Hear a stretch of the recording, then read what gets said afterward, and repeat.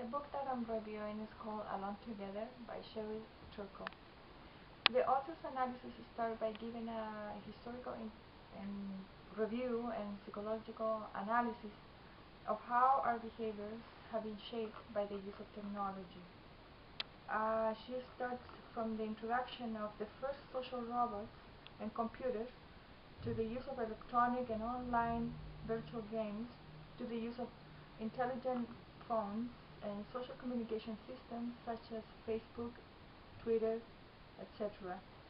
And the book is divided into two sections. Part 1, the robotic moment, speaks about the creation of social robots and our relationship with them.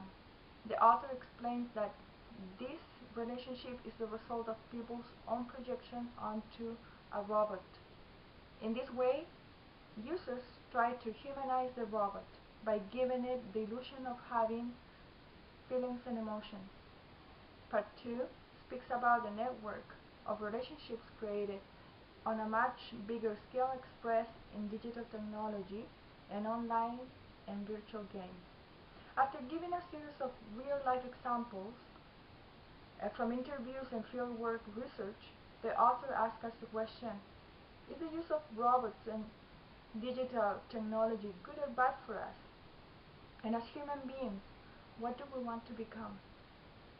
I think these questions, if asked in a much broader understanding about the global and systemic implication as to why governments invest so much money and resources in developing these kinds of technologies by subsidizing corporations' free will to lead our economies, that create disassociation among citizens to the nuclear family, to the individual level.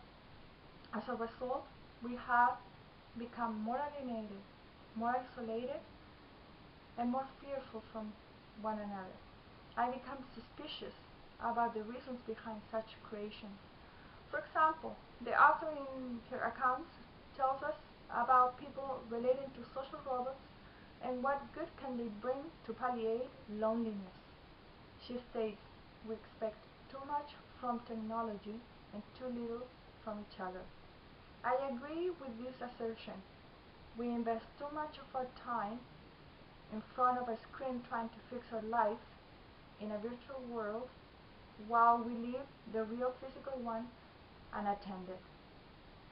Technology has been used as a mascara to hide the real self. But this creates confusion as people become more immersed in this created world. The question is, which one of these worlds is more real than the other? And in which one do we want to spend most of our lives?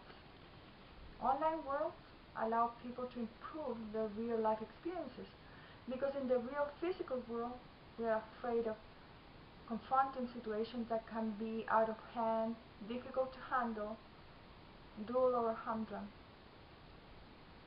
It is in this context that the author makes a wake-up call to all of us absorbed by technology. In one passage, she argues, the problem is not whether or not we have intimate relationship with robots and digital technology. The problem is that we become further disconnected with reality. The book is great in terms of the psychoanalytical review the author makes on people's behavior in relation to technology, its impact on people's personal and social life.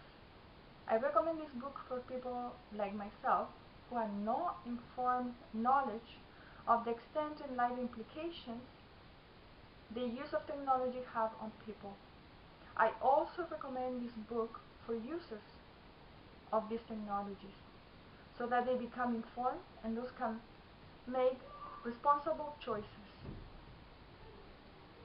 In this way, hopefully, we become less alienated and less of an easy target for a much bigger and global interest to have us all in a lethargic state of being. I find, however, the analysis lacks the political understanding that is influential in people's ability to fully understand the reasons why technology makes us behave the way it does.